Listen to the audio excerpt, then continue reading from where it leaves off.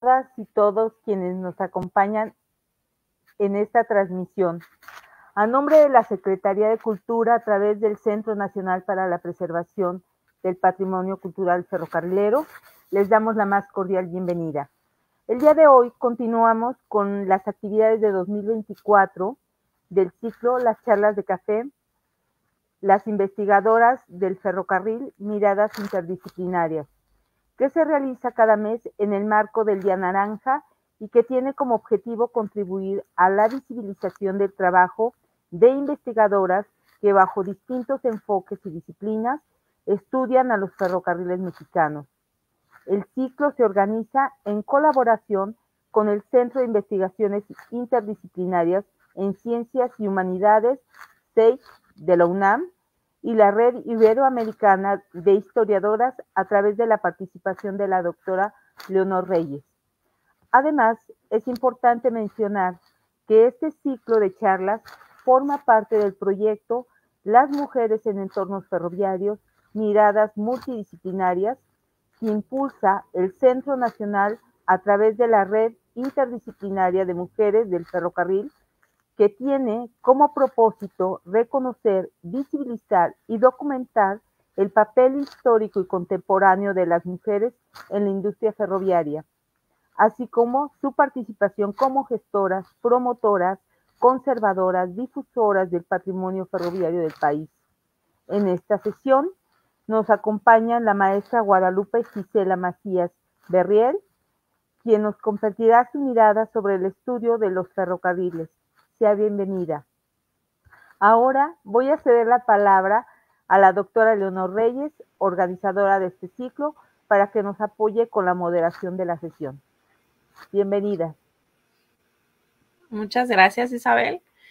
Pues bienvenida, Gisela. Para mí siempre es un gusto pues poder compartir este espacio pues con las colegas y también, o sea, pues investigadoras que vienen a presentarnos los trabajos, y también pues con los colegas del museo que pues siempre están dispuestos, ¿no?, de apoyar estas iniciativas de divulgación. Y bueno, pues buenas tardes a todos y todas. Quiero agradecer también, aprovechar este espacio para agradecer al Museo de los Ferrocarriles Nacionales Mexicanos, al Centro Nacional para la Preservación del Patrimonio Cultural Ferrocarrilero, que a través del Centro de Documentación e Investigación Ferroviarias apoyan pues la organización de estas charlas.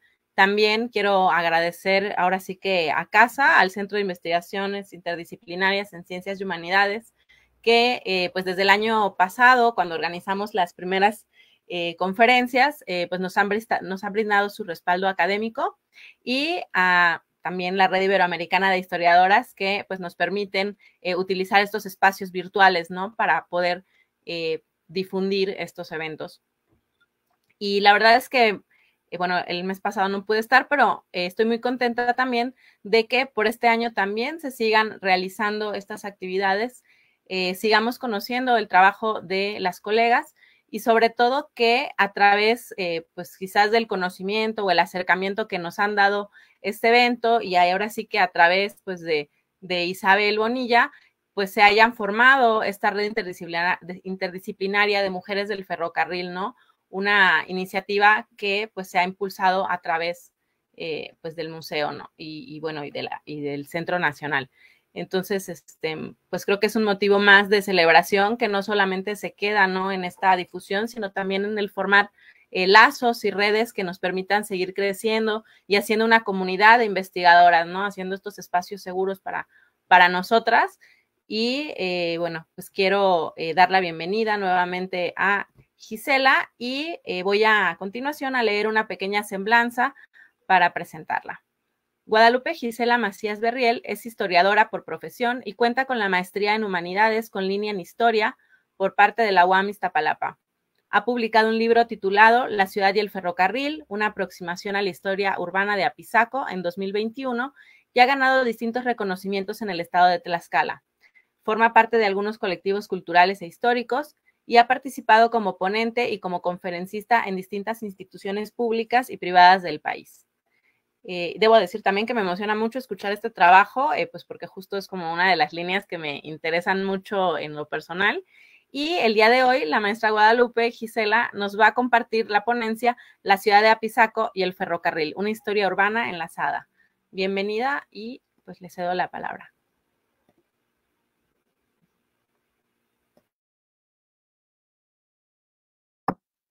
Muchas gracias a mis anfitrionas el día de hoy. Antes que nada, quisiera agradecerle a la Red Iberoamericana de Historiadoras, al Centro de Investigaciones Interdisciplinarias en Ciencias y Humanidades de la UNAM y al Centro de Documentación e Investigación Ferroviaria, pues por la invitación, ¿no? Gracias por tomarme en cuenta y por dejarme difundir y divulgar un poco de lo que he investigado. Bien,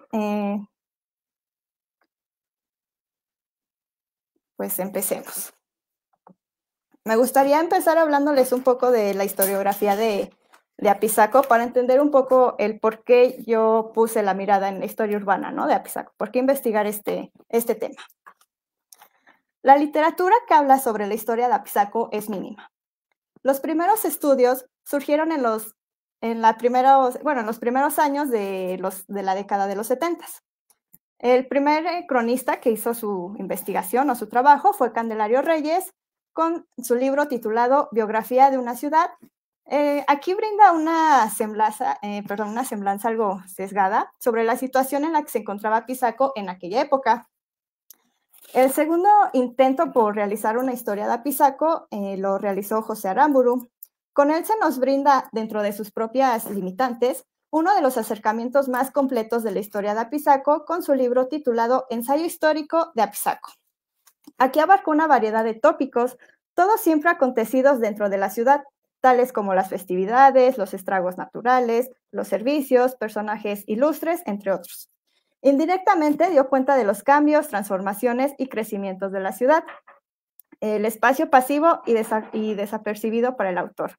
No obstante, uno de los contras que se le puede adjudicar a este escrito es su falta de imparcialidad, emitiendo constantemente juicios de valor, y las ausencias con las que cuenta su escrito. ¿Por qué? Porque no nos da como que nota de las fuentes que utiliza. De igual forma, su visión de la historia de Apizaco se encuentra algo limitada, pues parece que los hechos sucedidos en la ciudad rielera son ajenas a procesos muchísimo más grandes a nivel nacional. Después tenemos al padre Luis Nava, quien escribió una de las obras más conocidas en Apizaco, titulada Historia de Apizaco. Siguiendo la misma línea que sus antecesores, recaba información de diversa índole para dar cuenta del cambio que vivió la ciudad a través de los años. Lo relevante es que el padre Luis Nava da cuenta de sus fuentes y archivos, cosa que los anteriores cronistas no hicieron. Pero tampoco hace un intento de ir más allá, arrojando nombres, fechas, datos curiosos y una que otra foto de Apizaco de los 70s, que bien, sabiendo tratar estos datos, pueden arrojar o encauzar investigaciones o problemas nuevos. Pasaron aproximadamente 30 años para que surgiera una nueva publicación sobre Apizaco, con el libro titulado Apizaco, cronología de medio siglo, de Domingo Grande Sánchez. Como su nombre lo indica, el libro solo se centró en plasmar efemérides y acontecimientos trascendentales que acontecieron en la ciudad entre los años de 1946 al 2001, así como una lista de los personajes más notables de la ciudad. En la última década se han publicado un par de obras más sobre Apizaco. Tenemos el libro de Ricardo Romano titulado La vida en rieles. Aquí expone la importancia del ferrocarril en Apizaco desde una mirada más antropológica, al realizar algunas entrevistas a los jubilados del ferrocarril para ilustrar un poco de la vida diaria que se vivía dentro de la industria.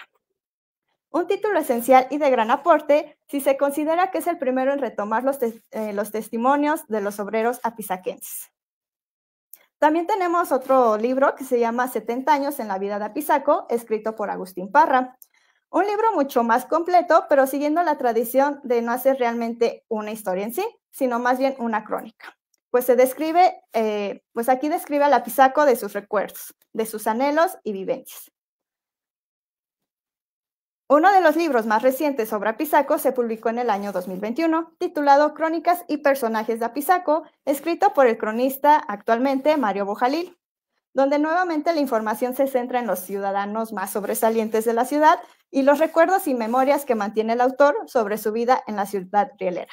Y bien, es cuando yo, viendo todos los escritos de Apizaco, es cuando mi asesor y yo platicamos y dijimos, pues, ¿qué podemos hacer? Y él me sugirió, ¿por qué no haces la historia urbana bien de Apizaco, ¿no? O sea, no solo de sus calles, de sus personajes, de los servicios públicos, sino como tal ir más allá, saber dónde se fundó Apizaco, por qué se fundó Apizaco, por qué tiene el trazo o la fisionomía que tiene actualmente. Y así es como surge esta investigación. Esta investigación fue mi tesis o mi tema para obtener el grado de maestría en la UAM Iztapalapa. Entonces yo lo que voy a hacer es resumirlo lo más que pueda, pero pues decirlo como que los puntos más importantes y concretos. Bien, las fuentes. Aquí igual consulté varios archivos. Me parece que para el año 2018, que es justo cuando yo entré a la maestría en la UAMI, se abrió el archivo municipal de Apizaco. Lamentablemente duró muy poco, duró como 3 meses, entonces ya no pude consultar nada. Y aquí es donde dije, entonces, ¿a qué archivos y qué fuentes voy a recurrir? ¿No? Y entonces, pues fueron los siguientes. En las fuentes documentales, consulté el Archivo Histórico del Estado de Tlaxcala, AET, que actualmente es el Archivo General e Histórico del Estado de Tlaxcala. También consulté la Hemeroteca del Estado de Tlaxcala. En las fuentes visuales, aquí englobo lo que son imágenes, que serían los planos, mapas y fotografías. En las fotografías tenemos el archivo particular de Jorge Vargas Paparazzi. También consulté la planoteca del CEDIF, que realmente fue de gran ayuda para poder como ir descubriendo el espacio, ¿no? en el que se fundó Apizaco. También consulté la mapoteca del Archivo Histórico del Estado de Tlaxcala y la exposición permanente del Museo Casa de Piedra en Apizaco. Y también aquí me gusta recalcar esto porque las redes sociales creo que actualmente cumplen un papel fundamental. Al menos así fue para mi investigación. Aquí pude conocer muchas fotos particulares que los mismos ciudadanos de Apizaco suben, ¿no? a estas redes, pues para demostrar un poco de este Apizaco, de sus recuerdos. Bien, me gustaría hablarles un poco del contexto histórico que se vivía en Tlaxcala para cuando se fundó la ciudad de Apizaco. Según algunos datos recolectados y publicados en el año de 1892 por Luis Velasco, se describía Tlaxcala como un lugar con tierra fértil y próspera, en cuyo seno se establecieron ricas haciendas de pulque y florecientes fábricas. Si bien algunos autores han demostrado que realmente las tierras tlaxcaltecas no son tan fértiles como se pensaban, no se puede negar que algunos espacios han sido propicios para su explotación económica, sobre todo las zonas centro, sur y sureste, donde las condiciones climáticas, hidrológicas y de suelos fueron más favorables para las actividades agrícolas e industriales, mientras que el norte podía sacar más provecho económico con la explotación ganadera y pulquera. Y bien, al ser un estado o una población de tradición rural, sus actividades fueron trastocadas con la llegada de la industria al estado. Hay que considerar que Apizaco se encuentra justo en el centro del estado. Por lo tanto, se hallaba en constante interacción con las distintas formas de economías, sociedades y zonas. Así pues, hubo un gobernador clave para afianzar los vientos de estabilidad y progreso en el estado de Tlaxcala. ¿Quién fue? El coronel Próspero Caguanzi. Durante su mandato de 1885 a 1911, el Estado vivió un auge económico que impulsó el establecimiento de nuevas industrias en el territorio. Esto gracias a que a lo largo de 26 años, Caguanzi supo relacionarse y formar alianzas con los hacendados, empresarios y clases dominantes del Estado. Si bien no se pueden negar los avances logrados por los antecesores del coronel, fue con este que Tlaxcala creó, consolidó y formó nuevas regiones, actividades y relaciones dentro de sus propios límites. Unos años antes, con el gobernador Miguel Lira y Ortega, se dieron los primeros intentos de un progreso que habría de alcanzar el estado de Tlaxcala.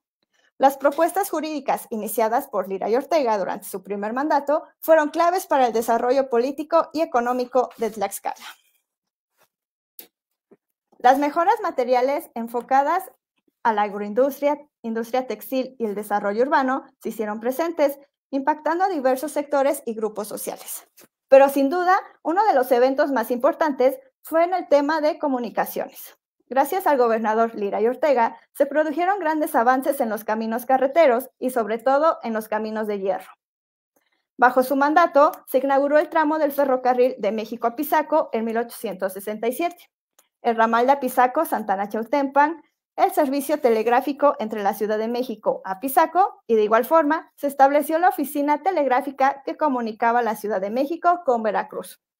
Para 1873 se inauguró el tramo de Apizaco-Veracruz y aún para 1882 seguían cerrándose contratos y convenios para construir entronques y ramales dentro del estado. Las gestiones llevadas a cabo por Lira y Ortega aplanaron el camino que el coronel Próspero Caguanzi habría de retomar años más tarde. Para cuando inició el prosperato, Tlaxcala ya contaba con una red ferroviaria considerable, conformándose la primera red regional y comercial moderna de Tlaxcala. Gracias a la iniciativa federal, debido a la infraestructura empleada en el rubro de las comunicaciones, sobre todo el ferrocarril y el telégrafo, el estado sufrió una transformación no solo en su paisaje y la vida diaria, sino también en su valor. La renta y el valor de las tierras se incrementaban conforme mejor comunicadas se encontraran sus municipios o pueblos. Pero la economía no solo mejoró de esta forma. El comercio empezó a expandirse, dejando poco a poco el mercado local que predominaba en el estado. Las economías más favorecidas y que mejor explotaron el servicio ferroviario fueron los hacendatarios de pulque, las fábricas textiles y los productores de trigo y cebada. En gran medida, los responsables de hacer crecer las líneas férreas dentro del estado fueron los empresarios y hacendados. Muchos de ellos, por iniciativa propia, solicitaban permisos para comunicar a sus centros industriales o haciendas con las líneas del ferrocarril mexicano y el interoceánico. Tan popular fue esta práctica que para finales del prosperato había 40 líneas locales con una extensión total de 267 kilómetros. Por medio de estas líneas se comunicaban alrededor de 25 haciendas. Hasta los últimos días del coronel Próspero en el cargo, se seguían concediendo permisos para la creación de las líneas privadas. De las 40 líneas locales que se crearon, solo 2 se consideraban como líneas abiertas al público, Tlaxco-Apizaco y Tlaxcala-Chautempan. Estas inversiones marcaron aún más la desigualdad social, espacial y económica que se vivía en el estado. En consecuencia, los vehículos de tracción animal no desaparecieron del todo, pues era el medio más factible y rentable para los pequeños y medianos productores. Bien, aquí les muestro en la diapositiva un mapa de las vías férreas del estado de Tlaxcala en el siglo XIX. Apizaco, como ya mencioné, se encontraba justo en medio. No sé si se alcanza a ver el ramal de Puebla, que es el que va del centro hacia abajo, y el ramal de Veracruz a México, que es el que pasa en diagonal. Bien, el nacimiento de la ciudad ferrocarrilera de Apizaco. Hay quienes afirman que Apizaco no existió con el ferrocarril, sino desde épocas prehispánicas. Esta afirmación se hace debido a los hallazgos de artefactos prehispánicos hallados en Apizaco y sus alrededores. Durante el virreinato, el espacio que ocuparía Apizaco estaba sometido y era explotado por la población más cercana, conocida como San Luis Apizaco. Más tarde se le conocería como Apizaquito. San Luis Apizaco, fundado en 1543 por parte de algunos españoles. En este mismo poblado se asentó un obraje textil junto con una hacienda. Por una serie de cuestiones religiosas y administrativas, Apizaco o Apizaquito fue perdiendo su importancia económica y política, pero seguía figurando como un punto de interés en la región.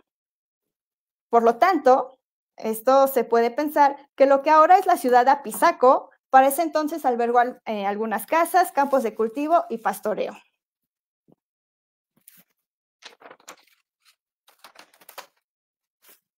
También Apizaco llegó a ser considerado como parte del Camino Real, pero este camino empezó a caer en desuso, quedó abandonado.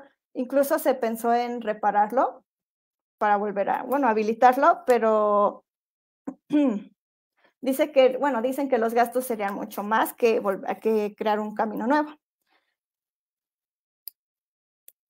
Y abro cita. Solo el ferrocarril, muchos años más tarde, la sacaría del olvido y abandono. Pero Apizaco, tal como la conocemos ahora, surgió a finales del siglo XIX, como un campamento ferrocarrilero para albergar de forma temporal a los trabajadores que estaban realizando el tendido de vías del tren, quienes dormían en vagones condicionados cerca de su área de trabajo. Meses más tarde se vio la oportunidad de fundar un pequeño poblado con aquellos mismos trabajadores que no tuvieron idea del alcance y repercusiones que aquella decisión tendría. Si bien Apizaco no tiene una fecha concreta de fundación, se deduce a través de diversos mapas y crónicas que fue a mediados de 1860. Se sabe que Apizaco desde sus inicios tuvo un gran y rápido crecimiento gracias al ferrocarril, pues era la principal fuente de trabajo de la ciudad, ya fuera directa o indirectamente. De igual forma, los empresarios, tanto nacionales como extranjeros, vieron en la reciente población una oportunidad para expandir sus negocios e incluso implantar sus ideales para formar una ciudad moderna. Desde 1866 hasta 1970 se desarrolló como un importante centro ferrocarrilero en nuestro país, gracias a sus talleres, oficinas, estación, casa redonda, bodegas y demás instalaciones, adquiriendo un gran prestigio dentro y fuera de la ciudad, convirtiéndose en un símbolo de identidad entre sus pobladores. Y bien, los encargados de introducir el camino de hierro al estado de Tlaxcala fueron los hermanos Antonio y Manuel Escandón, ambos empresarios importantes del México decimonónico, quienes tuvieron la concesión para construir el ferrocarril en Tlaxcala el 19 de agosto de 1856. Un año después, Antonio Escandón realizó un viaje a los Estados Unidos y contrató al ingeniero Andrew Talcott, encargado del levantamiento topográfico para el camino que seguiría el ferrocarril mexicano con la ruta Veracruz-Ciudad de México. Al ingeniero Talcott le precedió el inglés William Lloyd, convirtiéndose en el jefe de construcción del ferrocarril. Para el 1 de marzo de 1866, Lloyd entregó un informe al ministro de Fomento, donde se notificaba sobre el estado y avances de las obras del ferrocarril, declarando que a principios de junio podrían circular los trenes de Apizaco a México y al ramal hacia Puebla en agosto. Para el 25 de junio, Antonio Escandón suspendió por tiempo indefinido las obras debido a la falta de recursos económicos y por la inseguridad que azotaba a todo el país por cuestiones políticas. Se esperaba que aquel tramo fuera inaugurado el 1 de septiembre del mismo año. Y aunque esta fecha se pospuso, los trenes ya circulaban en esa ruta para el mes de octubre. Bien, la empresa entró en crisis de nuevo. Incluso Antonio Escandón fue encarcelado y de nuevo las obras quedaron en suspensión. Tanto los técnicos del ferrocarril como los empresarios restantes decidieron continuar con la construcción del tramo Ciudad de México-Apizaco. Así es como establecieron un campamento temporal donde alojarse y lo nombraron San Luis Apizaco, pues así se llamaba el poblado más cercano al campamento ferroviario. Conforme fueron pasando los años, al campamento se le empezó a conocer como Apizaco. A la población aledaña se le designó el nombre de Apizaquito y así hacer la diferencia entre un poblado y otro. Muchos de sus habitantes eran originarios de San Luis Apizaco y sus alrededores, lo que da el primer indicio del gran impacto que tuvo el nuevo Apizaco, tanto en la configuración espacial como en la economía de la región. Pero bien, el año en que se fundó la población de Apizaco sigue siendo discutido e investigado. Esto debido a que no existe una cédula o documento oficial que lo determine. A los cronistas del siglo pasado, así como a los investigadores actuales, les ha interesado rastrear esta fecha. La mayoría coincide que la fecha debió ser entre 1866 a 1873, es decir, en un lapso de 9 años. Se sabe que las primeras construcciones habitacionales aparecerían en 1865, donde hoy se encuentra la Casa Redonda. A través de los informes que daban cuenta del estado y avances de la obra, es como se puede vislumbrar el inicio y condiciones en las que Apizaco fue habitado. Pequeños cuartos de madera que funcionaban como casetas provisionales, tiendas de campaña en gran número y vagones condicionados para los trabajadores que se encargaban de la construcción y mantenimiento del camino. Incluso Luis González expone en unas cuantas líneas el inicio y repentino crecimiento de Apizaco. Y abro cita. Brota en una llanura de Tlaxcala la ciudad de Apizaco, en 1868. De pronto aparecen a los lados de la vía los primeros jacalones. Unos hacen las veces de estación, otros de oficina telegráfica. Estos se adaptan para servir de cantinas y fondas. Aquellos son viviendas de los trabajadores. Durante 4 años fue Apizaco una aglomeración de chozas cada vez mayor. En 1872 se comienza a ordenar el abigarrado conjunto. En un santiamén se construye una ciudad de trazo neoclásico que seguiría ensanchándose hasta superar a la antigua y venerable Tlaxcala. Bien, aquí en sus pantallas pueden ver uno de los planos. Este fue realizado en 1876. Arriba tenemos una vista más general, pero me gustaría que centraran su atención abajo. Abajo, a la derecha, tenemos un rectángulo con unas líneas. Bien, aquí es donde se instaló las vías del ferrocarril y la estación. Y los cuadros los cuadros que ven con las letras en su interior son las cuadras. Y como podemos ver, se instalaron justo al sur de la estación. Bueno, la ciudad se planeó justo para ser ubicada al sur de la estación. En cuanto a la ciudad concierne, solo contaba con 10 calles más la calle Real. La calle Real es la que está entre la estación y los primeros cuadrados. No sé si logran apreciar la letra A, la G, la D. Bien, entonces el espacio que vemos ahí en forma vertical es la calle Real, que era la más importante para ese entonces, pues era la arteria principal de la ciudad. Además de que era la calle paralela a la estación y talleres del ferrocarril. Entonces, la vida de la futura ciudad giraba en torno a las 11 calles en su primera mitad de vida. En este plano nos encontramos con que el trazado que realiza el ingeniero Antonio P. Castilla es perfecto, al repartir en partes iguales tanto calles como cuadras, siguiendo el ritmo de la estación. Así, las primeras calles que se trazaron medían de largo 759.42 metros, mientras que la estación alcanzaba los 632.25 metros. Y las calles que se encuentran en horizontal contaban con un ancho de 19.94 metros. Como dato extra, las medidas de las cuadras eran de 90.1 metros cuadrados. Y como se pueden apreciar, pues toda la cuadrícula es idéntica. Así, los límites de la ciudad estaban marcados por lo largo de la estación. Las demás calles que se formaron después fue debido a la adquisición de nuevos terrenos con el fin de hacer crecer a la población.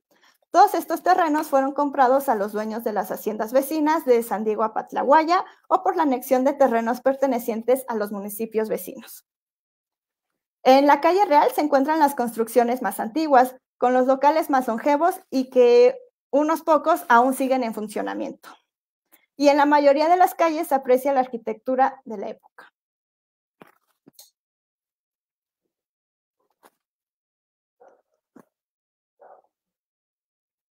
Este es otro plano que tenemos de la ciudad de Apizaco. Este es mucho más general y aquí podemos ver los terrenos que más tarde fue adquiriendo Apizaco. Tenemos los ejidos de San Luis Apizaco, después conocido como Apizaquito. Tenemos el rancho de Atenco, que también más adelante adquirieron ciertas propiedades. Tenemos Atetla. Y aquí nuevamente vemos bueno, no sé si alcancen a apreciar las vías del ferrocarril. Aquí donde dice Ciudad de Apizaco tenemos una cuadrícula, que son las primeras calles que se formaron, ¿no? de Apizaco. Y como les comenté anteriormente, la ciudad de Apizaco se planea justo al sur de la estación. Si pueden ver, hacia arriba y a los lados, pues no hay construcciones, no hay nada. Entonces, lo único habitado era la ciudad de Apizaco.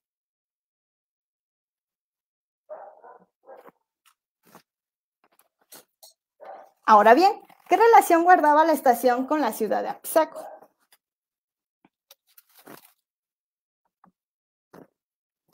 La estación fue el punto de partida para llevar a cabo la distribución de la ciudad. Esto gracias a su modelo lateral, modelo propio de las estaciones intermedias. En la opinión de Sergio Ortiz, la estación de Apizaco desempeñaba un doble papel, que aún en nuestros días conserva. El primero era que fungía como la 11ª estación de la línea férrea del Mexicano, y en segunda era la entrada directa del flujo de transporte y mercancía que provenía de la Ciudad de México a Puebla y viceversa. Gracias a la importancia de sus instalaciones y las actividades que en ellas se realizaban, se crearon numerosos empleos, contribuyendo al crecimiento urbano de una población que no pasaba de más de un caserío. Abrosita. Cada día aumenta más su población. Con el establecimiento de los talleres de reposición del ferrocarril en este lugar, ha aumentado su importancia. Colocada la estación en el punto de unión del ramal de Puebla con la vía general, los trenes de pasajeros se cruzan en este punto y con el tiempo han de llegar a ser un lugar notable por su población y comercio, que hoy consiste en granos, ganado, pulque, etc. Apizaco hoy es una población creciente a cuyos alrededores se ha fundado el municipio de Barrón Escandón. Y allí, donde antes no existía más que un miserable lugarejo, se alzan ya los cimientos de una populosa ciudad.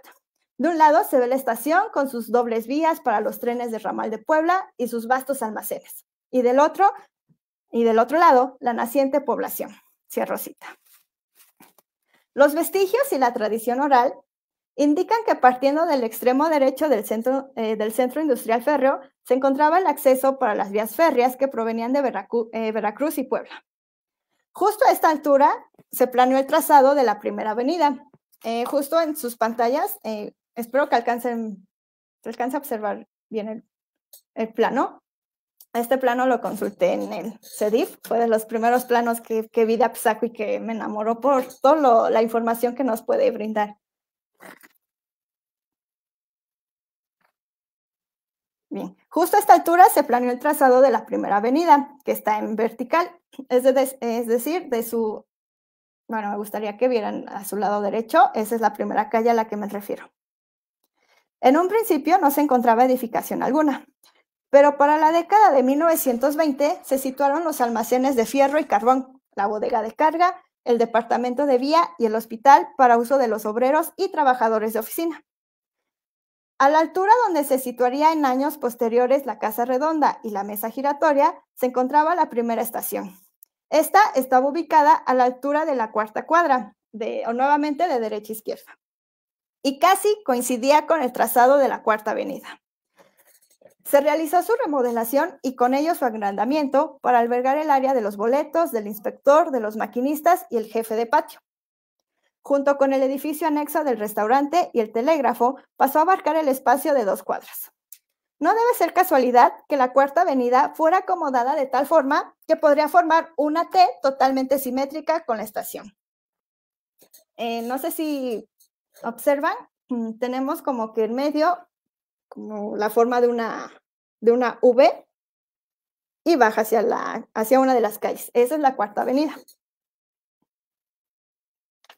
Aunque la entrada de la estación se encontraba unos metros más a la izquierda, rompiendo el equilibrio espacial que surge en una primera impresión. También me gustaría recalcar que esta Cuarta Avenida fue y sigue siendo la calle más importante de la ciudad de Apizaco. Más adelante les mostraré una foto de la década de los 50 para que vean las dimensiones que tenían estas calles, ¿no? A pesar de que todas tienen el mismo tamaño, esta sobresale mucho. Tal vez es por eso, porque va a dar justo a la entrada de la estación. A partir de la cuadra 5 hasta la 7 se encontraban los talleres de pintura, carpintería, almacenes y los talleres de los carros y las vías que conectaban a los talleres para su reparación. Cabe destacar que a espalda de los talleres se encontraba el ferrocarril agrícola de Tlaxco. Así, el centro industrial delimitó el espacio para trazar a la ciudad en un principio. Antonio P. Castilla se apoyó de la estación para plasmar su proyecto de ciudad, en un sentido meramente espacial. Pero la estación también marcó la vida y el ritmo de la ciudad. La estación se apropió de la función de articular toda una ciudad a su alrededor.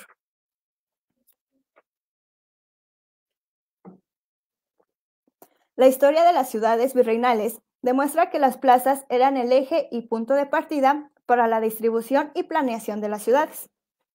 Las plazas albergaban a su alrededor tanto los centros políticos, como serían los palacios de gobierno y los cabildos, los centros religiosos, tales como catedrales o iglesias, y los centros económicos, como son los negocios que se albergaban en los portales.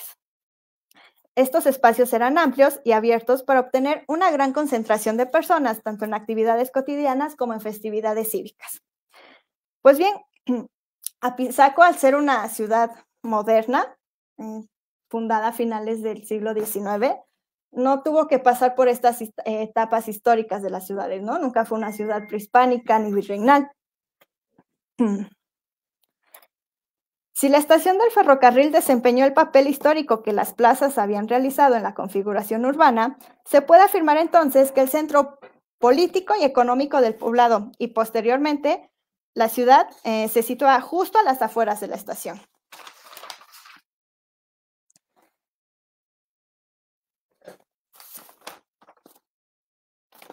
El trazado y pensado de la ciudad por parte de Antonio P. Castilla se dio de forma octogonal, como lo fue para gran parte de las ciudades mexicanas.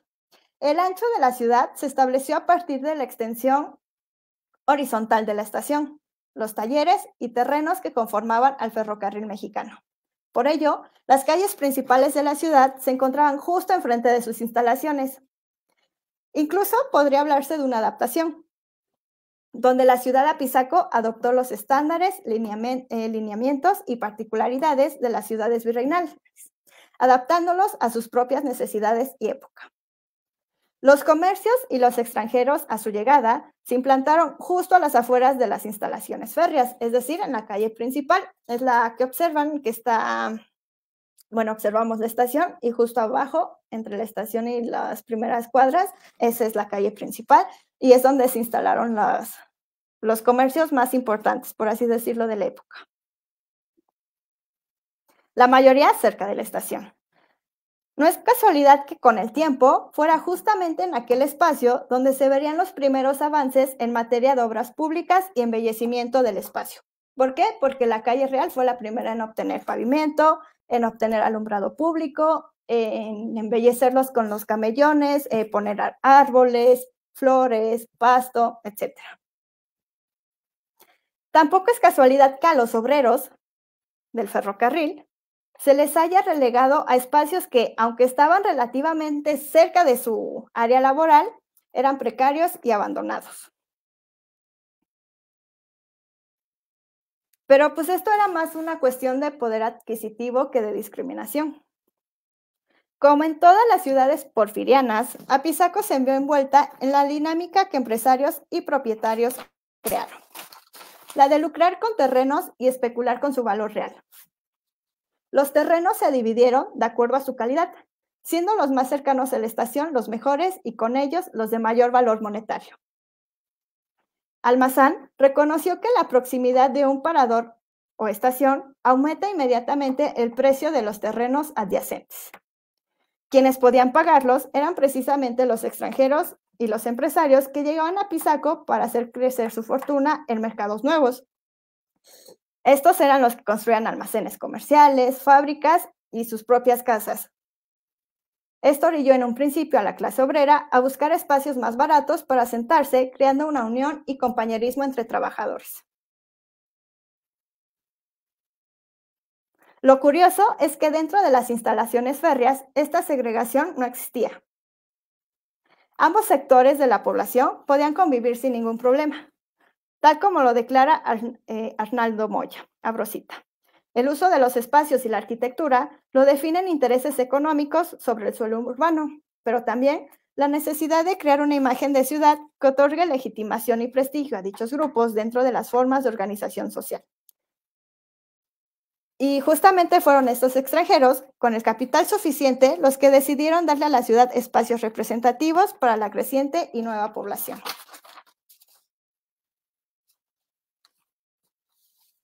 Bien, lo que están viendo en este momento es una foto de la calle real, la calle principal en ese entonces. Se sabe que es de 1927 y en particular a mí esta foto es una de mis favoritas. Si observan a la derecha, a la altura de la calle, vemos un vehículo de tracción animal. Podemos ver como que la carreta con su techito y justo tenemos unos burros o unas mulas, ¿no? Que son los que van jalando. A la derecha de estos animalitos tenemos un edificio. Actualmente ya no luce así. Hoy alberga lo que es el Club de Leones de Apizaco. Pero pues la fachada se perdió, ¿no? O sea, el espacio es el mismo, pero ya no luce igual. A su izquierda, no sé si logran observar un negocio que tiene como que un tejadito. Estos eran los famosos portales de la ciudad. Aquí este negocio es de los que todavía existen. Aquí pueden conseguir sombreros de palma, cosas que se hagan con este material. Incluso se llama el palmar. Y arriba, actualmente ya no existen, pero sabemos por fotos y por la tradición oral que había unos leones resguardando las esquinas, ¿no?, de la propiedad. Actualmente estos portales ya tampoco existen, los destruyeron, entonces pues Apizaco se quedó sin sus portales, ¿no? Y pues también podemos observar a la gente caminando, ya sea a la altura de las banquetas o a mitad de la calle. Podemos ver pues que la calle es de polvo con piedras, ¿no? Vemos ahí la piedra suelta, el polvo suelto. Pero vean tal vez sea por el ángulo que fue tomada la foto, pero pues se ve enorme, ¿no? Esta calle. Aquí tenemos otra foto, es de autor desconocido, pero se titula Trabajadores del Ferrocarril y fue tomada en 1921. Esta foto fue recuperada del archivo privado de Jorge Vargas Paparazzi. Esta foto también me gusta mucho porque es dentro de las instalaciones del ferrocarril. ¿Cómo lo sabemos? Por la arquitectura y por el letrerito que, si ustedes prestan atención, dice restaurante y cantina, ¿no? Aquí es donde venían los viajeros a hacer una parada y pues probar alimentos, bebidas, también para los trabajadores. Y también podemos ver que son trabajadores por la vestimenta, ¿no? Lucen un poco sucios sus overoles, manchados de pintura, de grasa tal vez. Y también observamos niños. Es muy probable que estos niños o fueran trabajadores formal o informalmente. ¿Por qué? Porque esta era un área de comercio informal, ¿no? Aquí venían las familias de los trabajadores para darles pues, sus alimentos, ¿no? Llevarles de su lunch, qué comer. O ellos mismos eran los que se ponían a vender para los viajeros, ¿no? Los antojitos, las bebidas, los recuerdos. Se dice que en Apizaco se creó la torta con chalupa. No sé si alguien la ubica, es una torta normal de milanesa, pero justo en medio le ponen una tortilla bañada en grasa y por encima salsa verde o roja, cierran la torta y así se la comen. ¿Por qué se dice que se creó en Apizaco? Porque la tradición oral nos dice que los trabajadores, al tener poco tiempo para comer, pues juntaban sus comidas, ¿no? La hacían una sola. Y entonces esto se empezó a popularizar y ahora es como que la comida insignia de Apizaco, ¿no? Si visitan Apizaco tienen que probar las tortas con chalupa. Este es otro plano que igual recolecté del CEDIF. Se sabe que es de 1943 y también me encanta porque igual nos arroja mucha información. Aquí ya podemos notar la casa redonda que se encuentra justo arriba a la derecha. Tenemos las vías, tenemos los diferentes departamentos de carpintería, pintura, mecánico, el hospital, las bodegas, la estación, las taquillas. También se observa dónde se encontraba la estación agrícola de Tlaxco. También nos muestra un poco de la ciudad, ¿no? Y nuevamente vemos que cómo el trazado de las calles y de las cuadras pues son perfectos, ¿no? Pensándolos en esta idea de modernidad que representaba el porfiriato, ¿no? ¿Y cuál era esta idea de modernidad? Pues también esta idea del capitalismo, ¿no? De aprovechar al máximo el terreno, su valor y explotarlo.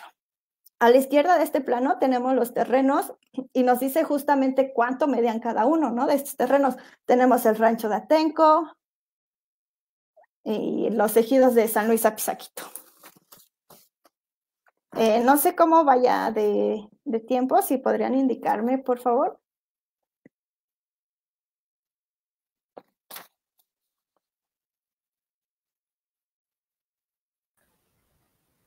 Perdón, todavía tenemos unos 10 minutos, ¿te parece bien? Sí, excelente, muchas gracias. Bien, ahora me gustaría hablar un poco sobre estos terrenos porque volvemos a lo mismo. Al no existir una historiografía de Apizaco hecha por historiadores profesionales interesados en la historia urbana, y aparte de que las fuentes son escasas, existen ciertos problemas respecto al espacio. ¿Dónde se fundó Apizaco, no? Unos dicen que fue en tal lugar, otros que en cierto terreno, y entonces yo en mi investigación busco como que esclarecer un poco este tema. Bien. No existen documentos que respalden lo escrito por los distintos cronistas e investigadores respecto a la ubicación donde se decidió levantar la estación y poco tiempo después el poblado de Apizaco. Por ello, para obtener una mejor comprensión del espacio, es necesario recurrir a otro tipo de fuentes. En este caso, los planos y las fotografías, pues nos brindan un acercamiento y nuevos problemas en cuanto a la historia de Apizaco. Ahora bien, los terrenos donde se construyó el Centro Industrial Ferroviario de Apizaco fueron adquiridos en diferentes etapas y aún para los años 30 se seguían obteniendo nuevos terruños para su expansión. Estos terrenos fueron comprados a los hacendados y a los pueblos vecinos. Las compras y el crecimiento de los talleres ferroviarios nunca interfirieron con el trazado urbano de Apizaco, pues nunca modificó la traza original. Al contrario, optó por un crecimiento hacia el lado contrario, siguiendo a la medida de lo posible los estándares impuestos. Y los barrones Candón fueron los personajes claves para la venta y ocupación de los terrenos. Los Escandón han sido objeto de numerosos estudios, al ser una de las familias empresariales más ricas del siglo XIX en México. Antonio y Manuel Escandón vendían de una familia de empresarios establecidos en Orizaba. Los hermanos se adentraron en la industria minera y la manufacturación de textiles. Los hermanos ya tenían experiencia en hacer negocios con líneas de comunicación, sobre todo Manuel, con su línea de diligencias de México a Veracruz. En 1856, Antonio Escandón se adentró en la empresa férrea al convertirse en concesionario de la Compañía de los Hermanos Mozo. La fortuna de los hermanos, más los contactos que tenían de origen inglés, más su visión empresarial, contribuyeron a la consolidación de la industria férrea, no solo en el centro del país, sino también aquí en Apizaco. Por ello, mientras Antonio Escandón se encargó de contratar a los ingenieros, cerrar contratos con los ingleses para los asuntos tecnológicos y financiar la empresa con ayuda del capital de su hermano, Eustaquio Barrón, hijo, se encargó de hacer la compra de los terrenos más óptimos o rentables, donde se podrían asentar las estaciones para el ferrocarril mexicano. En su proyecto empresarial no estaba la idea de fundar una ciudad al implantar una estación, pero los herederos vendieron los terrenos suficientes para que la nueva población creciera y se desarrollara. Finalmente, el objetivo de don Antonio Escandón y de Eustaquio Barrón fue el de volver más rentables sus negocios. Recordemos que el ferrocarril agilizó el movimiento de las mercancías, aumentó la cantidad que se podían trasladar, redujo costos y minimizó el tiempo de traslado. Ambas familias poseían en diferentes puntos del país haciendas y ranchos de distintos tipos. Además, tenían acciones en minas, eran dueños de fábricas textiles y entraban en la compra y venta de terrenos con valor especulativo. En esta lógica, el ferrocarril fue el punto clave para consolidar todos sus negocios y afianzar su influencia oligárquica en el país. Y bien, la hacienda de Apatlahuaya, que fue en una donde se asentó, fue parte de donde se asentó la estación y la ciudad de Apizaco, pertenecía en un principio a Miguel Durán. En 1866, Eustaquio Barrón adquirió dicha hacienda para ocupar los terrenos, esto con fines empresariales, y así poder instalar en ellos a los trabajadores y al campamento provisional. Recordemos que hace un momento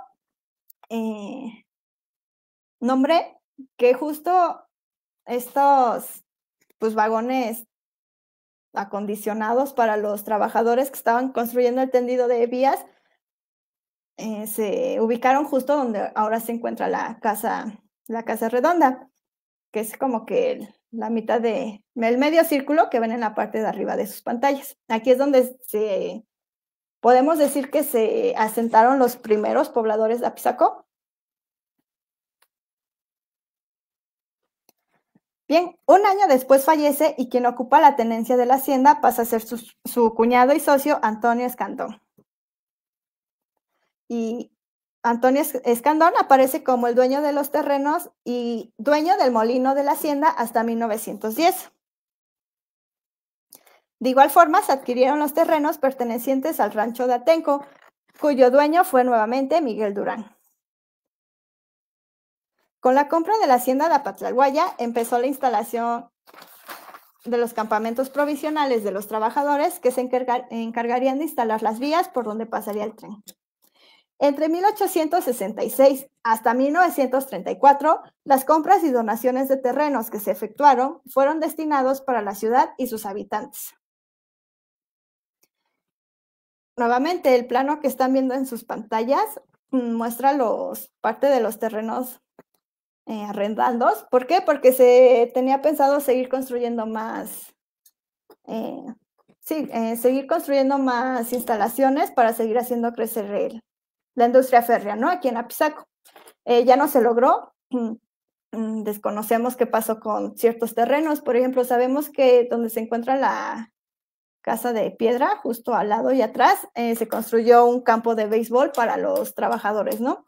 Bueno, en ese tiempo para los trabajadores del ferrocarril. ¿Por qué? Porque era su forma de ocio. Se tiene así que el ferrocarril mexicano arrendaba un total de 49.387 metros cuadrados de tierra para sus instalaciones. También nos muestra dónde terminaba el rancho de Atenco y dónde empezaban los ejidos de San Luis. Esto ayuda a dimensionar mejor el espacio. Se puede observar que las tierras que más ocupaban eran las pertenecientes al ejido de San Luis, empleándolas para albergar la mesa redonda, y el resto seguramente fue destinado para el depósito de materiales de gran volumen. Para el año de 1943, los terrenos que pertenecían al pueblo de San Luis pasaron a ser adquiridos por parte de la empresa del ferrocarril mexicano.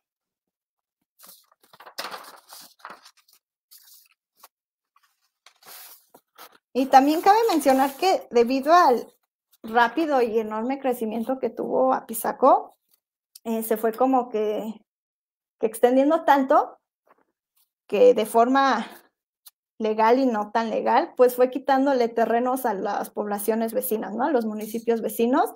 Incluso todavía hasta la fecha hay como que ciertos problemas de saber hasta dónde empieza Apizaco y dónde termina, ¿no? Todavía se tiene esta disputa por terrenos, todavía algunos municipios dicen, no, pero oye, esto es mío, y Apizaco dice, no, esto es mío, aquí están las pruebas. Entonces, creo que ese es un tema que queda por abordar también sobre la historia de Apizaco, ¿no? Saber realmente, pues estudiar el espacio, porque hay demasiada información que no ha sido abordada por los historiadores, pero creo que es una gran beta, ¿no? El espacio. Aquí tenemos otra foto. Aquí observan la que ahora les digo que es la calle principal, la más importante de Apizaco, y que forma una T con el Camino Real, ¿no? La que daba justo a las afueras de la estación. Me encanta esta foto. Observamos el paisaje, ¿no? Atrás tenemos las minas. Bueno, tenemos unos cerros que fungían como minas. Vemos el campo. Y si observan, atrás vemos como una construcción con 2 chimeneas y unos rectangulitos que forman una ventana. Bien, pues eso es parte del Centro Industrial Férreo de Apizaco. No se logra apreciar, pero a la izquierda es donde se encontraba la entrada a la estación. Como les decía, pues sus calles son enormes, ¿no? Apizaco se le considera ciudad modelo por esto, por la planeación de sus calles. Se ven enormes. Podemos observar, tan solo dimensionen. Tenemos la calle, tenemos los negocios a los lados. Donde debería ir la banqueta, tenemos pues negocios informales, ambulantes. Aparte de que tenemos a los ambulantes, todavía observamos algunos coches, observamos 2, o sea, todavía podían caber 2 coches, y aparte el camellón, o sea, observen el ancho del camellón. Este camellón que podemos ver aquí también se encontraba no parecido en la calle del Camino Real. Actualmente es el Boulevard Emilio Sánchez Piedras. Observen, o sea, todavía el camellón se dieron el lujo de poner palmeras, ¿no? Esta foto no tiene, pues, como que no se sabe el año en la que se tomó, pero podemos calcular por los indicios que nos muestran que fue a mediados de la década de los 50. ¿Por qué? Porque para esta fecha las torres de la basílica todavía no estaban terminadas. Si observan, les faltan las cúpulas a las torres, ¿no? Era lo último que faltaba. Por eso podemos saber más o menos su ubicación. Tenemos la Basílica de la Misericordia de Apizaco, tenemos la calle, y enfrente, donde se observan unos pinos altos, frondosos, es el actual Parque de Apizaco.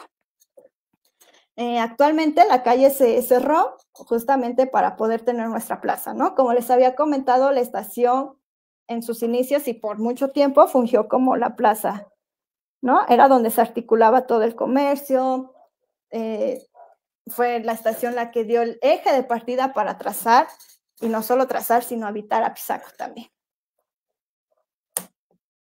Esta foto es dentro de la estación, bueno, dentro de la industria férrea, y se titula La Estación de Apizaco. Podemos decir que es de 1930. ¿Esto por qué? Bueno, el dueño de esta foto la fechó en esta fecha. Entonces, queremos suponer que tiene el negativo y tiene toda la información. Nuevamente podemos observar, aunque no podemos ver claramente lo que dice el letrero, seguramente estoy 100% segura que esta es la cantina y el restaurante que habíamos visto en una foto anterior. Me gusta mucho porque podemos notar la arquitectura por dentro, ¿no? de la estación. Podemos observar una locomotora. Podemos observar gente que está justo al lado de la vía, abajo, pues donde pasan estas máquinas de vapor. Y también podemos, pues, echar un vistazo a cómo era una estación por dentro, ¿no? Creo que muchas veces en nuestro imaginario bueno, al menos a mí ya no me tocó viajar en tren, pero a mí cuando me hablaban del tren de niña, pues me lo imaginaba así como una bodega enorme, sombría, ¿no? Fría. Y aquí podemos ver que, pues realmente no, hasta dan ganas como de estar en un ambiente así. ¿Por qué? Porque, como les comentaba antes, aquí interactuaban todas las clases sociales de la época, ¿no? Aquí podíamos ver a los empresarios que venían a cerrar negocios, que venían de paso porque se dirigían a la Ciudad de México, a Veracruz, Aquí podíamos ver a la clase media, ¿no? A los dueños o a los encargados de las haciendas pulqueras, de las fábricas textiles, que iban a dejar las mercancías, ¿no? Que iban a comerciar. También tenemos la clase baja, que si bien tal vez no podía darse el lujo de viajar en tren, sí eran los que activaban la economía dentro del lugar, porque como les comentaba, eran las señoras, las esposas de los trabajadores, los que iban a vender sus antojitos, los que iban a ofrecer sus artesanías. Hay una foto, me parece que la tiene el INA, donde se ve a un artesano, a un vendedor de bastones de madera, ¿no? Que los está ofreciendo justamente a los que van viajando aquí en el tren en Apizaco. Nuevamente podemos ver niños, ¿no? Creo que era muy común ver, tal vez actualmente está mal visto, pero en esta época era común ver a los niños, ¿no? En esta área de trabajo, ¿no? Que no sería tan usual. Bien, ya para ir cerrando, les quiero mostrar un poco de los vestigios que guarda la ciudad de Apizaco y la estación. De su lado izquierdo, esta casa está abandonada. Podemos ver que está deteriorada, pero me llama mucho la atención su arquitectura. ¿Por qué? Porque tiene varios elementos que también encontramos en las fotos de la estación y que actualmente todavía podemos observar. A su derecha tenemos un edificio de la estación. No se encontraba dentro de las instalaciones, este se encuentra una cuadra más abajo, pero el letrerito que tiene ahí de color blanco dice Apizaco, sección no recuerdo qué, pero era parte del ferrocarril. De su lado izquierdo tenemos las bodegas del ferrocarril. Aquí es donde se iba o donde albergó por poco tiempo el archivo municipal de Apizaco. Actualmente desconozco qué se guarda ahí, pero como les digo, podemos observar la arquitectura, ¿no? Lo que podríamos ver solo en fotos, aquí podemos verlo aunque sea en vivo. A su derecha tenemos, este está justo en contraesquina de lo que actualmente es el Museo Casa de Piedra. El Museo Casa de Piedras es donde antes albergaba el hospital, me parece, y los almacenes del ferrocarril. Aquí tenemos otros vestigios. Actualmente es parte del Museo Casa de Piedra, es lo único a lo que podemos acceder de lo que fue esta industria férrea, ¿no? Como les comentaba, podemos ver los elementos, los adornos de las ventanas, de las puertas, que era muy común ver en las casas de la época, ¿no? De Apizaco. Y bien, pues como consideraciones finales, el poder y alcance del ferrocarril no es tema puesto en duda. Los numerosos estudios que han surgido alrededor de las empresas férreas en México son considerables, pero para el caso de Tlaxcala y por ende en Apizaco no es así. Entonces, a los historiadores nos queda mucho por investigar sobre este tema aquí en el estado. La grandeza que precede a la estación de Apizaco va de la mano con su fama de crear un poblado de cero y de poseer uno de los talleres más importantes de México. Bueno, para ir cerrando, les dejo este plano. Data de 1988, es una vista aérea de la ciudad de Apizaco. Recuerdan que les dije que la estación era Apizaco al inicio, solo era la estación y 11 calles de izquierda a derecha eran 9 y 3 hacia abajo. Pues vean qué tanto creció Apizaco.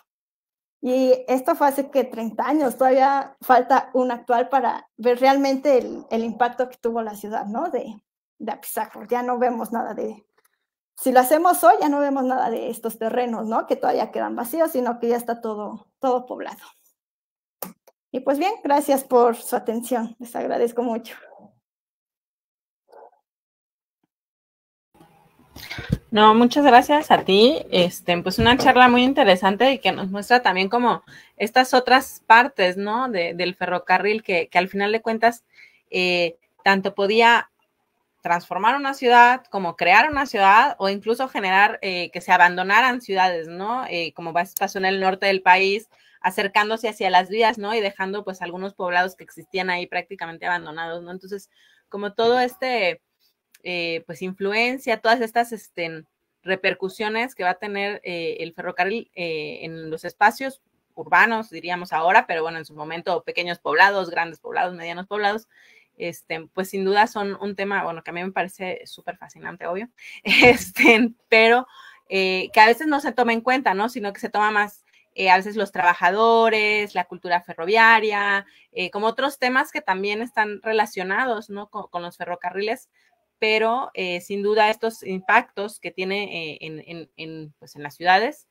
abarcan, ¿no? Pues muchas cosas, ¿no? De vida cotidiana, de pues la propia fisonomía de las ciudades, las propias gestiones, ¿no? Y conflictos que se dan en estos lugares, ¿no? Entre habitantes, autoridades, las propias empresas, ¿no? Que van a definir muchas cosas, ¿no? Entonces, esto es como algo bien, bien interesante. Tenemos pues algunos comentarios, entonces voy a irlos pasando por acá. A ver, entonces, tenemos por aquí, bueno, acá saludos y felicitaciones por la investigación. Tenemos también por aquí, bueno, sobre, creo que es alguno de los libros que mencionaste sobre la historia de Apizaco, bueno, que hubo un tiraje de 1000 ejemplares. Luego tenemos por aquí, bueno, acá están invitando a alguien a que vea la conferencia, ojalá que lo haga. El 1 de marzo al 24 es el 158 aniversario, supongo, de la fundación de Apizaco. Luego tenemos por acá, saludos desde Bolivia. Pues que muy interesante. Digo, igual si alguien que estuvo escuchando y quiere ahora dejar sus preguntas, comentarios, también con gusto los leemos. Y de las fotos que ibas pasando, bueno, también iban poniendo algunos comentarios, de andén de la estación. También acá como un apunte de que a los aprendices de trenistas se les llamaba colillas. Sobre comentarios de los planos. Y bueno, saludos desde Culiacán. Luego, la Casa de Piedra está asignada a la sección de vía y el departamento médico estaba frente a la bodega. Y bueno, sobre todo al sur. La cosa es que como van poniendo mientras estás hablando, pues ya un poco se pierde el contexto de la charla. Y bueno, te agradecen también por la ponencia. Y bueno, también no sé si por ahí Alejandro, que está en los controles, ahora sí, si tienes por ahí comentarios que han dejado en las redes del museo y del CEDIF, también pues si nos los puedes compartir. Acá también te mandan saludos, una investigación que se realizó no basándose en el empirismo, supongo que se refiere a que, bueno, con una base documental. Y justo un poco lo comentaste, pero yo te quisiera preguntar o quisiera si nos pudieras comentar un poco más de cómo trabajaste con estas fuentes, porque sí nos hablaste un poco de los lugares que consultaste, pero ¿cómo utilizaste esas fuentes para ir construyendo la investigación? Si nos pudieras comentar un poquito. Claro, nada más me gustaría mencionar, antes de responder tu pregunta, que efectivamente yo en mi tesis, obviamente aquí tuve que resumir todo en 40 minutos, pero en mi tesis abarco más temas, hablo sobre pues el mundo laboral, ¿no? Dentro de las instalaciones, también hablo sobre los servicios y obras públicas que se desarrolló en la ciudad de Apizaco, hablo un poco más sobre el espacio, hablo sobre los conflictos, ¿no? Que tuvo la empresa del ferrocarril con los propios habitantes por el problema del agua, ¿no? Que se hicieron convenios y que no se respetaban. Entonces sí es mucho más grande esta investigación. Si gustan poder consultarlo, está en el repositorio digital de la UAMI. Ahorita les paso el título de mi tesis para que, bueno, si les nace la inquietud de buscar un poco más. Se llama El espacio, la ciudad y el ferrocarril, Apizaco, Tlaxcala. La historia de una ciudad ferrocarrilera de 1866 a 1970. Les repito, pues aquí me desplayo un poco o mucho más la información, ¿no? Por si gustan consultar. Y bien, sobre las fuentes, recuerdo mucho una anécdota. Yo en la licenciatura ya me había interesado, ¿no? Hablar de Apizaco, de la ciudad de Apizaco, pero no de esta forma, más bien sus cambios y transformaciones a través de las fotos, ¿no? Cómo fueron, a través de la imagen, cómo fueron cambiando los edificios, las calles y todo esto. Y recuerdo, no voy a decir el nombre del profesor, pero un profesor se me acercó y me dijo, ¿qué vas a trabajar? No, pues Apizaco con fuentes. Y me dijo, eso no es historia. O sea, ¿cómo vas a trabajar fotos? ¿No? Tienes que ir al archivo, documentos, hojas, eso es historia. Y me quedé de, ¿no? Y entonces recuerdo que mi asesor me dijo, no, o sea, tú demuestra que, porque hasta me dijo, es que eso es una historia muy posmoderna, ¿no crees? Y desde ahí mi asesor ya me molestaba y me decía, ¿cómo vas con tu investigación posmo, no? Entonces ahí como que le agarré más gusto a las imágenes, ¿no? Es todo un tema, las imágenes me apasionan. Creo que vislumbran mucha información, ¿no? Que un documento, que un escrito no te puede dar. Obvio también tiene como que sus, ¿cómo decirlo? Pues también es un poco difícil, ¿no? Por ejemplo, muchas fotos no tienen fecha, no tienen autor, entonces pues es hacer doble trabajo, ¿no? Documentarte un poco de, a ver, ¿qué pasó? Como, por ejemplo, el ejercicio de la basílica, ¿no? Si la basílica no se terminó de construir en tal año y en la foto vemos que aún le faltan estas cosas, pues entonces vamos a empezar a, pues como que a rellenar estos huecos, ¿no? De los planos, igual mi primer acercamiento con los planos fue en el CEDIR, es donde conocí a Isabel y a todo el equipo. Y fíjate, cuando vi esto, yo no tenía planeado hacer la maestría, ¿verdad? Entonces, estos planos del CEDIF los ocupé para otra cosa, no tanto para ver, pues mira, el trazado perfecto y bla, bla, bla. Realmente mi interés era hacer una historia del ferrocarril, pero pues dije, no, los tiempos no me van a dar, me voy a centrar en otra cosa. Entonces, creo que trabajar con imágenes es muy bonito. Sí hay bibliografía, sí hay historiografía, hay libros de metodología, ¿no? Tenemos el caso de la doctora Eulalia Rivera Carbón, no me acuerdo con quién trabajó, pero hizo un trabajo similar para Orizaba, ¿no? A mí ese libro me inspiró, me enamoró ese libro, dije, quiero hacer algo así, pero para Apizaco, ¿no? Entonces, digamos que fue como mi guía.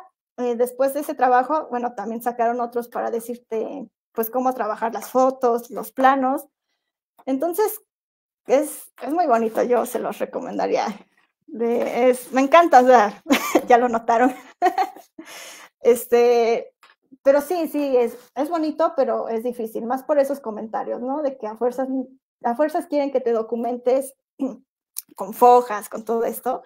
Entonces, siento yo que es un doble trabajo, pero también es recompensado, así decirlo.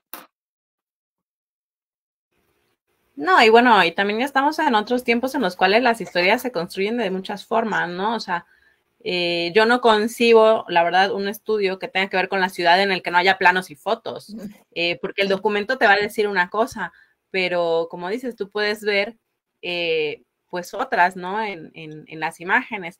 Por ejemplo, no sé, como que ahí se terminó de construir justo como dices, tal cosa o la estación y te das cuenta de que no, que habían puesto allá un tinglado o la estación se inauguró y no, pues realmente es que no era la estación que luego se iba a construir ya pues como más a todo lujo, ¿no? Sino que pues era un paraderito allá, pues para que diera el servicio temporal y ya luego como estos propios establecimientos se van transformando, ¿no? Y eso pues mucho lo puede ver uno en las fotos porque a veces el documento no te lo va a decir, ¿no? Entonces, pues sí, sin duda es gente que quizás no tiene la experiencia en el tema en particular,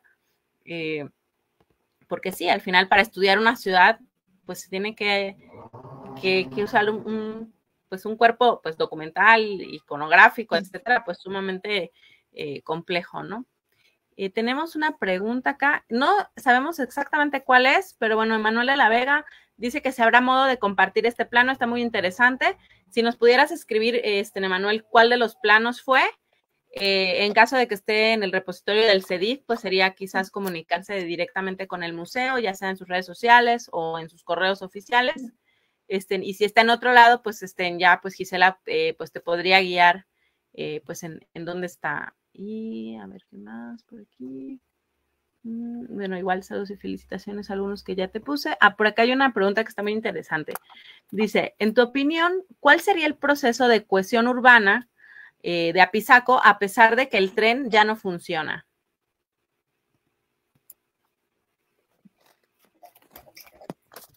Ok. Sí, está. Digamos que la parte la ciudad donde está la estación y era la calle real, poco a poco fue siendo desplazada, ¿no? Justo donde vimos la imagen de la basílica, y la ciudad empezó a crecer hacia abajo. Entonces yo diría que se hace la basílica, se hace el parque, 2 cuadras hacia abajo de la basílica y del parque, 2 o 1 cuadra, no recuerdo muy bien, se hace el mercado, ¿no? De la ciudad. Entonces creo que es a partir de esta zona donde Apizaco ya va tomando como otra fisionomía, por así decirlo. Creo que ya es como que esta parte que va uniendo y es donde se va como haciendo una nueva planeación de la ciudad, por así decirlo. ¿Por qué? Porque justo se crea el mercado y una vez construido el mercado se empieza todavía a construir más hacia el sur, ¿no? Ya la parte norte de la ciudad y de la estación como que va quedando en el olvido, por así decirlo, porque sí se fue construyendo, pero ya eran más como colonias, ya no tanto para los apizaquenses, sino para los que ya empezaban a venir de fuera. Entonces, para mí, el proceso de cohesión en Apizaco es este punto, la basílica, el parque y el mercado. Es lo que le dio un nuevo significado a la ciudad, ¿no? Incluso actualmente si vas o visitas la ciudad de Apizaco, pues ya no vas hacia arriba, ya no visitas la estación y la calle real, ¿no? Ya te quedas del parque. Actualmente como que, digamos que es como en todas las ciudades, la zona o la parte de casas viejas, ¿no? Por así decirlo. Entonces yo me quedo con eso, que es la basílica, el parque y el mercado. Muchas gracias. Oye, y una pregunta, y al ser una ciudad pues como tan pues ferrocarrilera, ¿no? Pues que prácticamente surge con eso, ahora, ¿cómo se refleja pues este pasado o esta herencia como pues como en la vida cotidiana de la ciudad, si es que aún permanece como fuerte ese legado? Pues no sé, un poco eso. Sí. Apizaco como que, y las autoridades le guardan como un gran respeto a los extrabajadores, ¿no? A los jubilados del ferrocarril. Incluso yo tuve la oportunidad de entrevistar a algunos extrabajadores para mi tesis de maestría. Y uno de ellos me comentó, es que me alegra que te acerques a preguntar por nosotros, por nuestra experiencia, porque siento que nada más se acuerdan de nosotros el día del ferrocarrilero y de ahí nos tienen abandonados, ¿no? Y dijo, ay, sí, cierto, ¿no? O sea, creo que nosotros tenemos, al menos los historiadores, tenemos como que una deuda pendiente por rescatar estos testimonios, ¿no? Que todavía podemos hacerlo. Espero que no tardemos demasiado en hacer estas entrevistas porque puede salir muchísima información. Les digo, Apizaco se caracteriza por ser ciudad modelo y una ciudad ferrocarrilera, aunque actualmente todas las instalaciones o la mayoría que vimos en los planos pues ya es de un particular, ¿no? Una parte se convirtió en un centro comercial y otra parte pues es para la concesión que ahorita tiene el ferrocarril. Creo que ahí igual tenemos una super deuda pendiente, porque por un lado nos sentimos orgullosos de nuestro pasado del ferrocarril, pero por otro lado lo hemos olvidado, ¿no? Y sobre todo porque Apizaco, al ser una ciudad tan reciente, pues no tiene ciertas tradiciones como en otros lados de Tlaxcala, ¿no? Que tenemos el carnaval, tenemos los huehues, tenemos las fiestas patronales y en Apizaco no. Entonces creo que igual aquí tenemos un problema de identidad, porque por lo mismo de nuestro origen, pues realmente no sabemos, ¿no? O sea, sí somos del ferrocarril, pero ya lo tenemos olvidado. Obviamente no todos, hay quienes en los comentarios vi que hay especialistas, ¿no? En el ferrocarril, o sea que igual yo he aprendido de ellos, tal vez ellos no lo saben, pero sí he ido a sus pláticas y todo eso. Entonces, creo que sí es como ay, no sé cómo decirlo, pero sí tenemos como una deuda de, ok, somos hijos del ferrocarril, Apizaco es hija del ferrocarril, pues hay que hacer algo, ¿no? Por rescatar esta identidad y no solo de que tengamos nuestro monumento a la entrada de la ciudad con una maquinita que suena el silbato. Apenas tuve unas visitas de unos compañeros de la maestría y me dice, oye, no manches, aquí todo está silencioso y a las 7 de la mañana me despertó el ferrocarril, ¿qué es eso? ¿No? Y me dio mucha risa, digo, pues es que para que vivas la experiencia de Apizaco, ¿no? O sea, si vienes a Apizaco tienes que despertarte por el ferrocarril. Y eso creo que en cualquier punto donde te encuentres de Apizaco vas a escuchar el ferrocarril, el silbato del tren. Y eso creo que de ahí tenemos que arrancar para agarrar esta identidad, ¿no? Hacer más no solo por sus extrabajadores, sino por la historia misma del ferrocarril. Muchas gracias. No sé si también Isabel tiene algún comentario. Bueno, primero te felicito por el extraordinario trabajo que has estado realizando. El primer comentario sería, Fernando Aguayo del Instituto Mora hace mucho tiempo comenzó a trabajar el asunto de la investigación de los ferrocarriles a partir de las imágenes. Sí. Derivado de ello, hizo un repositorio en la UNAM, donde se encuentran algunas imágenes del ferrocarril mexicano.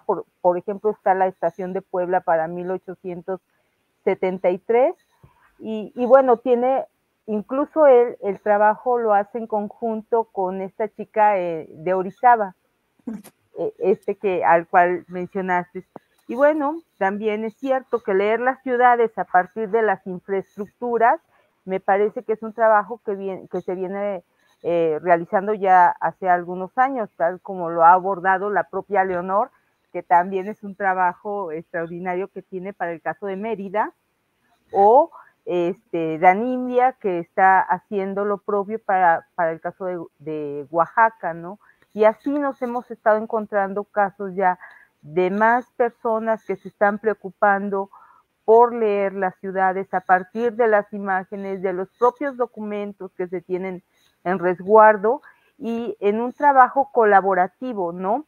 No solamente de las personas que están dentro de los distintos repositorios, sino también de los propios actores, de los propios ferrocarrileros que siempre tienen algo que decir, ¿no? Y eso me parece muy valioso, y es algo que tenemos nosotros que empezarnos a ocupar por rescatar esa memoria que ya se ha estado haciendo desde el Centro de Documentación con estas entrevistas que se hacen a los extrabajadores. Y bueno, todavía queda pendiente, pero la verdad es que el trabajo que tienes hecho es bastante interesante. Y bueno, nada más te haría yo una pregunta que a mí me surge, es Apizaco se distingue, bueno, uno de los recursos que es bastante interesante, y es un tema que ahora al cual se le está poniendo mucha atención, es al asunto del agua, porque el agua está escaseando, ¿no? Sí. Y entonces, ¿qué sucede con Apizaco? Porque bueno, ahí tienes Atlihuetzia, es uno de los ríos que provee de agua a esta zona. Yo no sé qué tanto están teniendo problemas con este recurso hídrico, y bueno, que nos cuentes un poco también. Por algo se instalaron ahí los talleres en Apizaco, porque estaba ese recurso, me parece, y si me puedes contar o nos puedes contar un poco sobre este asunto, te lo agradecería muchísimo. Claro, perdón, si quieres te leo las últimas 3 preguntas que llegaron, como pues ya para también juntarlas e ir cerrando la transmisión. Entonces, okay. Bueno, rápidamente. Bueno, acá, creo que esto es como más para los antigua estación del ferrocarril de Iguala, según tengo entendido, no está atendida por el gobierno, sino por un residente de la zona. Bueno, esto sería un poco para, pues quizás Isabel, o si ustedes han tenido algún contacto, si saben que si hay algún proyecto para apoyar este museo. Y René Delgado manda saludos, él es hijo nieto de ferrocarrileros y también nos comparte que tiene documentos, fotografías, grabaciones de sus investigaciones porque es coleccionista de estos documentos y ferromodelista. Entonces, bueno, pues si son de Apizaco, igual y podrías contactarlo ahí para que, para compartir esta información. Y bueno, ahora sí, Ok, sí. Como les comentaba, el problema del agua siempre ha sido una constante en la historia de Apizaco. Yo encontré un documento en el Archivo Histórico de Tlaxcala, donde habla justamente de este problema, ¿no? Se había acordado con la empresa del ferrocarril que la mitad del agua que se iba a destinar a Apizaco, la mitad se tenía que quedar con ellos para sus instalaciones férreas, ¿no?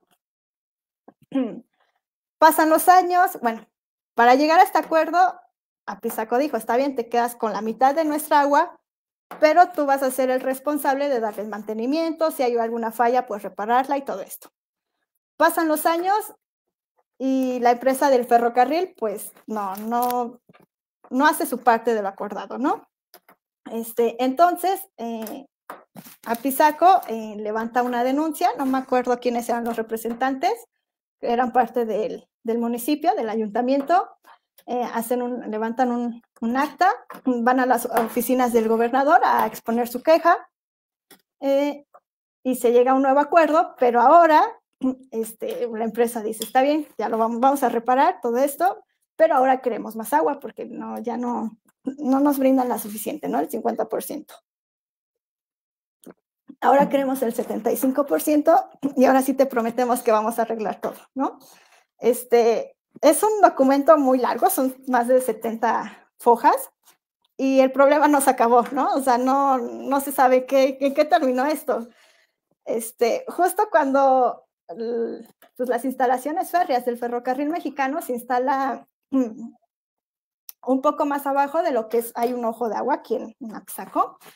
E incluso a 5 minutos de donde se encuentra la estación, tenemos nuestra fábrica de Coca-Cola, ¿no? Que está chupándole la vida a Apizaco. Siguen habiendo como que ciertos acuerdos entre la Coca y las autoridades pertinentes para seguir la explotación de estos manantiales. Donde vivo sí falta mucho el agua. Sé que en muchas partes de Apizaco falta, por lo mismo, por la Coca, por las concesiones que no son a nivel estatal, sino federal, ¿no? Vienen de hasta arriba, no se puede hacer nada contra eso. Se ha intentado, pero pues no se puede, ¿no? Sabemos por qué no se puede ni se podrá. Luchar contra la Coca es imposible. Me da mucha risa porque aquí, si no es que más de la mitad de Apizaco se queja de la fábrica de Coca, pero pues los ves diario tomando su Coca, ¿no? Entonces es como, oye, a ver, te quejas de que no tienes agua, pero estás tomándote la que te están quitando, ¿no? Entonces sí, Apizaco, a pesar de que no era una zona tan fértil para la agricultura, sí tiene o tenía una gran capacidad para la captación de agua, ¿no? Con sus ojos, con sus manantiales. Entonces creo que es un problema ese y el de los limitantes con los demás municipios, creo que va a ser un problema para toda la vida de Apizaco, ¿no? Y de Tlaxcala. Entonces, pues, sí, tengo entendido que un compañero de la licenciatura justo estaba realizando una investigación del agua, ¿no? De Apizaco, justamente. Entonces, pues hay que esperar a que acabe su investigación y ver qué resultados nos muestra, ¿no? Y respecto al comentario del hijo del nieto del ferrocarrilero, me encantaría después de esta presentación, pues poder contactarlo para ver platicar y pues ver qué se puede investigar, ¿no? Con lo que tiene, qué puede aportar él, qué se puede aportar aquí por parte de los historiadores de Apizaco, porque créanme que somos varios, aunque Apizaco es chiquito, sí hay varios historiadores aquí interesados en la historia urbana, en la historia del agua, en la historia política también. Entonces, me encantaría poder tener contacto con los interesados, ¿no? Que tienen las fuentes, que tienen sus archivos, que son privados, ¿no? Y nos pueden arrojar nueva información que, pues, digo, es para no solo para nosotros, sino para la historia en general, ¿no? No solo de Tlaxcala, sino también del país. Entonces, muchas gracias por la información. Entonces, espero ahorita poder ponerme en contacto con ellos. Muchas gracias. No, y la verdad es que sí es cierto que a veces en las familias se conservan como todos estos documentos que pues obvio no están en el archivo y entonces a veces uno no tiene acceso, a menos que sea pues porque alguien de la familia se preocupó por juntarlos, y que también nos muestran pues como el otro lado, ¿no? De lo no oficial, de lo no pues empresarial pues de la vida, ¿no? De los trabajadores. Entonces, pues sí, creo que es algo que vale mucho la pena, y a veces uno no sabe quién es o a quién acercarse. Entonces, pues qué bueno que sean estas oportunidades, ¿no? Como de contactar y justo poder hacer algo con eso, ¿no? Incluso, pues yo no sé si como con el museo y así se podría promover, no que regalen las fotos, pero que se pudieran como escanear imágenes y hacer un repositorio digital de imágenes familiares, pues que se conservan, ¿no? Pues a veces que sí del equipo de béisbol, de fútbol, de no sé qué, en el que estuvieron los propios familiares, ¿no? Entonces, creo que ese sería un proyecto muy padre, que pues también daría nuevas fuentes para quienes nos interesamos en los temas ferroviarios, ¿no? Pero ya lo iremos platicando en otra ocasión. Bueno, pues no me queda más que pues darte las gracias, Gisela. Ha sido una charla súper interesante. Yo creo que como siempre, nos vamos con muchos conocimientos y con muchas preguntas, lo cual pues siempre es bueno. Y pues muchísimas gracias a quienes nos acompañaron también. No se olviden de pues seguir nuestra programación, las futuras conferencias que pronto estaremos y actividades que estaremos anunciando pues a través del CEDIF, del museo. Y bueno, no sé si tú, Isabel, también quisieras ya agregar algo más. Sí, bueno, nada más agradecer a nombre del Centro Nacional para la Preservación del Patrimonio Cultural Ferrocarrilero a todos los que nos acompañaron en esta transmisión, a ustedes también todo este gran apoyo que siempre están dispuestos a darnos. Y bueno, aprovecho para invitarlos a que nos acompañen el próximo martes a las 9:30 de la mañana. Tendremos una rueda de prensa donde se formalizará ya las actividades que vendrá realizando la Red Interdisciplinaria de Mujeres del Ferrocarril, así como se presentará el programa de actividades que vamos a desarrollar durante el mes de marzo en el marco del Día Internacional de la Mujer. Pues no me queda más que agradecerles siempre su colaboración. Buenas tardes. Gisela, no sé si pues ya quieres como decir algo final, y ya nos vamos ahora. No, pues nuevamente darles las gracias a ustedes por la invitación, por dejarme divulgar un poquito de lo que he investigado. Me encanta su propuesta, en serio. Gracias por darnos estos espacios tan necesarios, ¿no? Para las investigadoras, y pues les deseo mucho éxito en el proyecto. Gracias. No, muchas gracias a ti. Y bueno, pues nos vemos en próximas transmisiones. Buenas tardes a todos y a todas.